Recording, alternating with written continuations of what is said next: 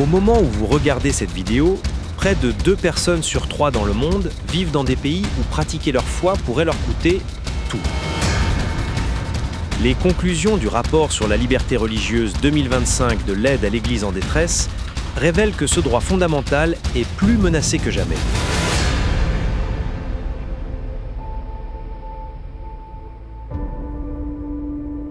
Imaginez que les 2/3 de la population mondiale, vivant dans 62 pays à travers le monde aujourd'hui, sont exposés soit à la discrimination, soit à la persécution religieuse. Cela représente près de 5,4 milliards de personnes, des mères, des pères et des enfants dont la liberté, la sécurité et même la vie sont en danger. Parmi eux, plus de 4,1 milliards de personnes vivent dans 24 pays où sont commises les plus graves violations de la liberté religieuse. Classés comme persécution, ces cas incluent l'agression, l'enlèvement, l'emprisonnement et même la mort. Le rapport sur la liberté religieuse de l'ACN identifie 3 forces principales qui sont à l'origine de cette persécution mondiale. Contrôle autoritaire. Des gouvernements perçoivent les groupes de foi autonomes comme une menace à leur pouvoir. En Corée du Nord, posséder une Bible peut entraîner l'emprisonnement à vie ou l'exécution. Le programme Skynet chinois, qui contrôle environ 700 millions de caméras de surveillance, surveille tous les groupes de foi. Extrémisme religieux. Les groupes djihadistes ne ciblent pas seulement les autres religions, ils éliminent tous ceux qui ne partagent pas l'interprétation exacte de leurs croyances. Dans la Middle Belt du Nigeria, des villages entiers sont forcés de fuir alors que des groupes armés incendient des églises et des écoles. Nationalisme ethno-religieux. Dans plusieurs pays, la religion est de plus en plus utilisée pour définir l'identité nationale. En Inde, les politiques nationalistes hindous ont sapé les libertés religieuses constitutionnelles, ciblant les communautés musulmanes et chrétiennes par le biais de lois anti-conversion, de restrictions de financement étranger et de violences sociétales. La fragilité de la liberté religieuse est la plus visible dans les zones de conflit.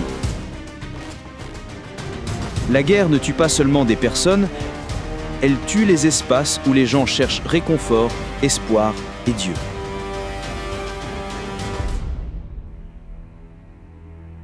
Les violations les plus déchirantes de la liberté religieuse impliquent celles qui sont doublement vulnérables. En particulier les jeunes femmes issues de minorités religieuses qui font face à une double menace. Au Pakistan, des filles chrétiennes et hindoues, parfois âgées d'à peine 10 ans, sont enlevées et converties de force à l'islam et mariées à leur ravisseur. Si une famille demande l'aide de la police, les autorités locales ferment souvent les yeux, craignant de provoquer la violence de la foule. D'innombrables filles chrétiennes en Égypte ont été victimes d'enlèvements, de viols, de mariages forcés et de conversions motivées par des raisons religieuses.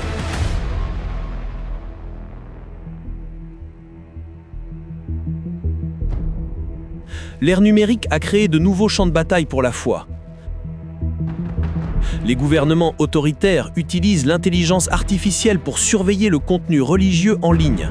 Chaque prière partagée, chaque question spirituelle posée, chaque discussion religieuse devient une preuve potentielle de persécution. Au Pakistan seulement, plus de 400 000 plaintes ciblent des personnes pour ce qu'elles publient sur leur foi. Au-delà de la persécution pure et simple, 1 300 000 personnes supplémentaires dans 38 pays sont victimes de discriminations fréquentes et non documentées. Ce sont des nations où vous ne serez peut-être pas tué pour votre foi, mais où l'on vous refusera des emplois, où l'on vous empêchera de construire des lieux de culte, où l'on vous interdira de partager vos croyances avec vos propres enfants.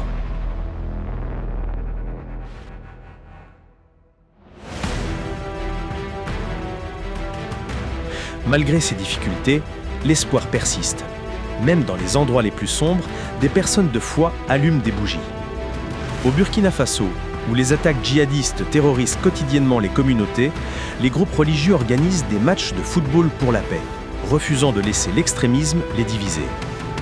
Dans le Cabo Delgado, déchiré par la guerre au Mozambique, les églises sont devenues des bouées de sauvetage pour les familles déplacées de toute tradition religieuse, offrant non seulement du réconfort spirituel, mais aussi de la nourriture, un abri et la sécurité. La liberté religieuse ne peut être défendue que par des communautés de foi. Elle requiert l'aide de nous tous. Gouvernement, institutions, éducateurs, individus comme vous et moi.